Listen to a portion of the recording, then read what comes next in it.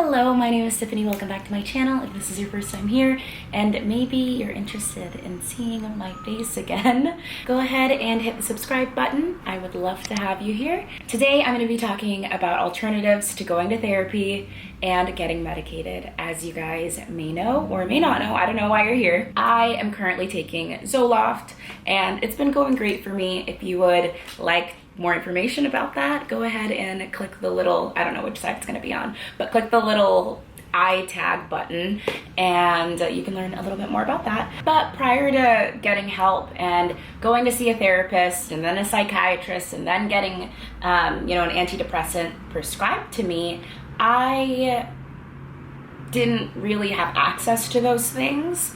And honestly, there was a lot of stigma, and if I didn't get to the point where I felt endangered by myself, I don't know if I would have gotten help, like professional help.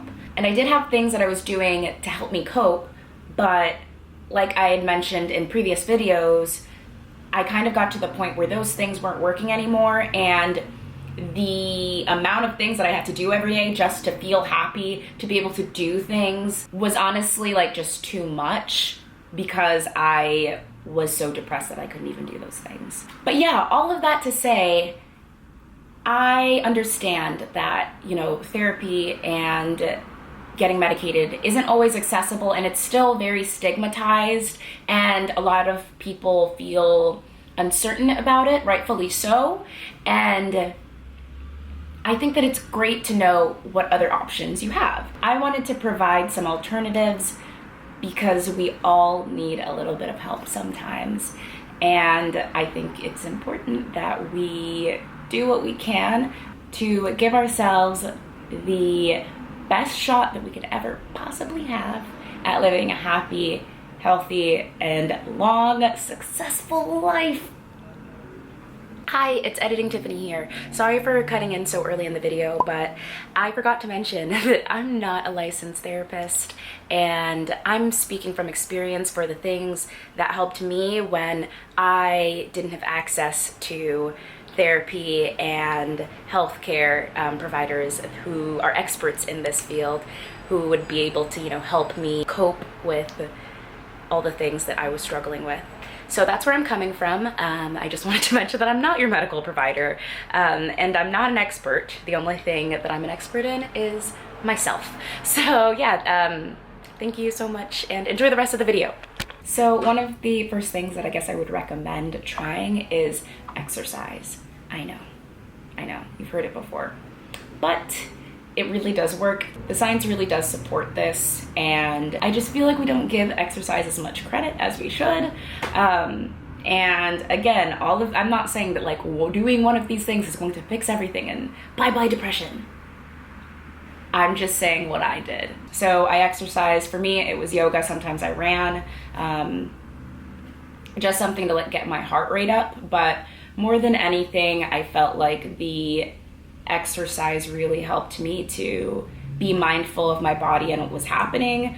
And honestly, sometimes I would literally just cry. Like I'd be doing yoga and I'd just start bawling, or I would be running and I'd start bawling, or I'd be like punching the punch bag thing and I would start bawling. So it's great for emotional release. And it's kind of a form of meditation and mindfulness, which again, you're gonna hate me, but that's the next one. Try breathing deeply and really focus on loving yourself. You are working so hard in this moment. Like with every breath that you take, you are creating energy, you are delivering nutrients to all of the cells in your body. You're doing so much without even trying. So just take a step back from things and recognize that, mindfulness can really be so powerful, and it can be anything that you want it to be. It doesn't have to be crisscross applesauce and putting your hands in mudras and meditating and it doesn't have to be any of that. It can be just watching the sunset with some ice cream. It can be hanging out with your friends and not talking to each other. It's a really great feeling to be able to sit with yourself and kind of have a conversation with yourself with kind of like the way that you would with a therapist. It's just you talking to you about something iffy that you did, or situations that you could have dealt with better, or just like allowing yourself to work through why someone else's actions impacted you in the way that they did. Because, you know, sometimes like people just do something and you're like, why did I react in that way? And so meditating can help you come to those conclusions. It's like self-therapy. You're also not gonna like me for this one, but you have to eat a nutrient-dense diet and also try to practice eating mindfully or intuitively. Try to eat when you're hungry. Assess whether or not you're actually hungry or you're dehydrated. I'm terrible at drinking water. I'm not saying these things because I do them all. These are things that we should aim to do, okay? So do not come for me at all, because I'm trying. But if you guys want, I do have a degree in nutrition. So I can actually speak to that on some level. Again, not an expert in anything but myself, but I can attest to the fact that when I'm eating a nutrient-dense diet that's balanced, and I am eating intuitively, and I'm well hydrated, and I'm pooping regularly, and they're nice, and I'm not constipated at all, which is my biggest flex. Rarely constipated unless, you know, I'm depressed, which, I mean, shit, if you're eating pizza every day or not eating at all, like, of course you're gonna be constipated. Anyway, besides the point. You have to eat well. The literature supports that if your gut microbiome is happy, your brain is happy, there's a lot of gut-brain activity happening, and you just want to help support that by having a lot of fiber, by making sure that you are eating enough nutrients. If eating is one of the things that you're struggling with as far as like mental health goes, I would suggest getting a multivitamin, but when possible, try to eat your nutrients. I know that sounds like so basic, but for me, I feel amazing when I have like a balanced diet. And sometimes I'm like, oh damn, this nutrient-dense meal just cured my depression temporarily. I mean, it'll be back in the morning, but at least I'll have a great poo before, you know, I want to not exist anymore. Another thing that I like to do is getting ready in the morning. Sometimes when I'm not feeling great, I'm really tempted to just like stay in bed and stay in my PJs the whole day and not do anything. And only come out to rummage through the fridge and then go back into my room like a little gremlin. But I recognized that when I get ready and when I put on an outfit that makes me feel cute and confident, I'm able to approach the world in a way that doesn't let everyone know that I'm depressed. And also, when I look good and I put a little bit of like effort into me, it's self-care, you know, like I moisturize and I like take my time and do my makeup and like try to make it so that like the features that I like about myself are accentuated, and I'm like, oh damn, look at that depressed bad bitch, she can get it. That's how I feel, you know? So anytime I'm like feeling bad, I usually look decent. Not like the best. I try to put a little bit of extra effort in when I feel crappy. Okay, so this one changed the game for me. Do things that you loved doing when you were a child. So when I was younger, I loved Paramore. I loved reading manga and watching anime. Pretty much my go-to. Also, sometimes I like going on bike rides. But just like things that really like made me happy when I was a kid, I do them when I'm feeling depressed. And it kind of takes me back a little bit to the thing, because those were things that I used to help make me feel safe when I was younger. So I try to bring myself to a space where I feel safe. So I would just encourage you to think back to when you were a kid, to a time in your life that you felt secure, and try doing some of those things again. Not saying inviting people who make you feel secure, who may be toxic. Don't do that. Do things, like actual activities. Don't bring people in your life just because they make you feel secure. Come on, man. Be better. Call your mom or your brothers or your dad or your uncle or anyone or your best friends. Just call someone. There have been plenty of times where I couldn't find a single reason as to why I wanted to exist in this world. And I would just call my little brothers and I would just listen to them talk about like Fortnite or Roblox or whatever their preteen minds are like obsessed with. And I'm like, oh yeah, I love them. And I want to be here for them. And that honestly is enough sometimes to just like pull me out of it and encourage me to want to do something. Again, please note that a lot of these things are really helpful for situational depression and anxiety.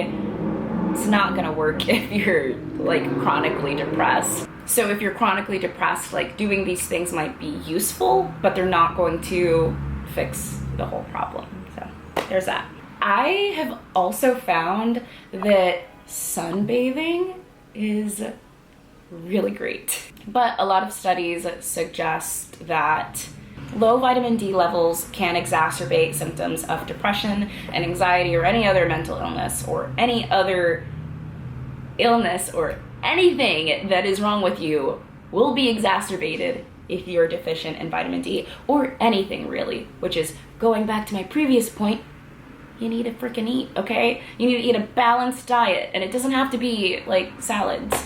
Like just, so sunbathing is really great. And also it's nice to just like kind of sit with your body, like putting on a swimsuit and just being like, oh, this is what I look like. And I love it. Even if you don't love it in that moment, tell yourself that you love your body and you're so thankful that it's making vitamin D for you and it's trying to keep you alive right now, even though you might not want to be. I know that was morbid, I'm so sorry, but it is what it is. So last and certainly not least, try to do something creative. I actually didn't look at literature supporting this. I did some research while I was in college about the benefits of coloring for mindfulness.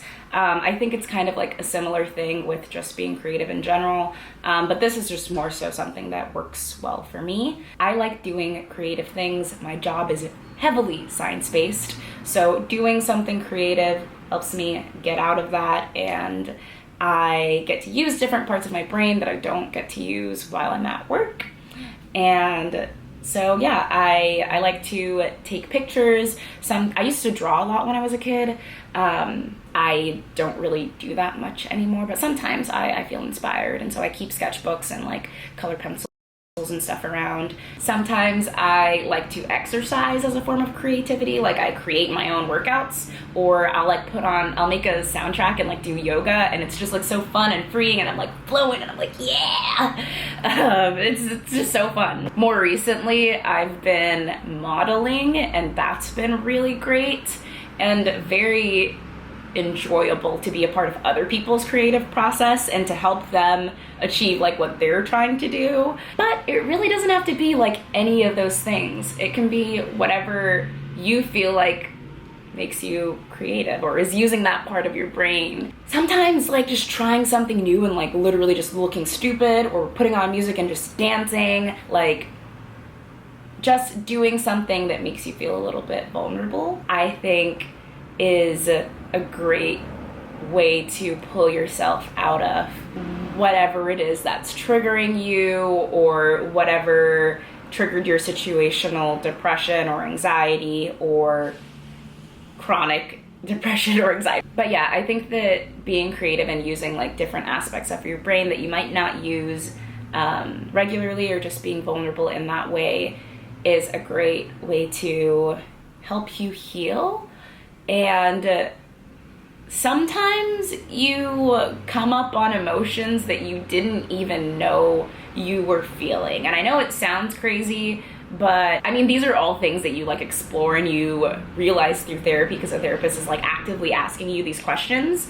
But through doing some of these things, through taking care of yourself in this specific way, you can really like become the expert on yourself that you're supposed to be, and just add like another dimension of like the love that you should have for yourself, because you're so awesome. Like, you're so cool and you're working so hard and you're trying your hardest, and you deserve to be successful. Like, you have all of the potential, and you might not know what you want to do with your life yet, but I mean, shoot, like, you deserve to figure it out. Like, the only thing that's like holding you back from being like the best version of yourself is you giving yourself the opportunity to become the best version of yourself.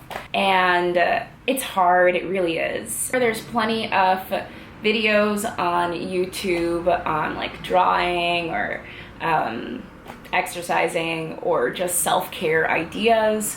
So just using those resources, you can really take your self-care to the next level. And that's pretty much what this is. It's like elevating your self-care, you know? And it's what you deserve. You deserve the best, baby. Come on. But yeah, thank you so much for watching this video. I really appreciate just how kind you guys have been to me, and I hope you found this useful. And if you did, go ahead and leave a comment or like the video if you liked it, dislike it if you didn't like it, and let me know what your actual thoughts are below. Also, if I missed something that you guys do to cope with mental illness, leave it in the comments, and let's all be the best versions of ourselves together, right? Thank you so much for watching, and have a wonderful day. I hope that you all are happy and healthy and in the best spirits today. And yeah, be safe. Bye.